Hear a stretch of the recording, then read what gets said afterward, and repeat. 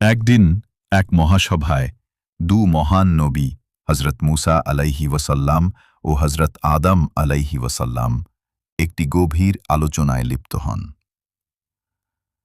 হজরত মুসা আলাইহি ওয়াসাল্লাম বললেন, হে আদম, আপনি সেই ব্যক্তি যার কারণে মানবজাতি জান্নাত থেকে বেরিয়ে এলো। আপনি আমাদের সেই ভাগ্য থেকে বঞ্চিত করলেন। হজরত আদম আলাইহি ওয়াসাল্লাম শান্তভাবে উত্তর দিলেন, হে মুসা, আপনি আল্লাহর প্রিয় নবী, যাকে তাওরাত দেওয়া হয়েছে, যার উম্মতকে আল্লাহ সম্মানিত করেছেন।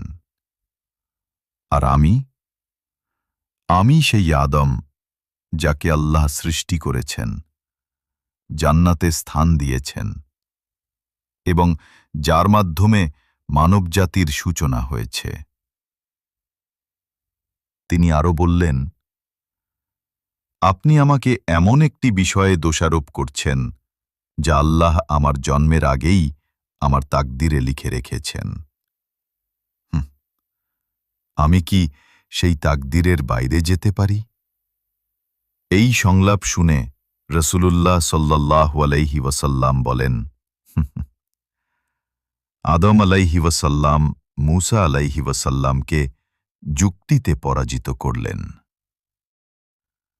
এই হাদিস আমাদের শেখায়, তাকদির আল্লাহর পক্ষ থেকে নির্ধারিত এবং আমাদের উচিত সেই তাকদিরে বিশ্বাস রাখা।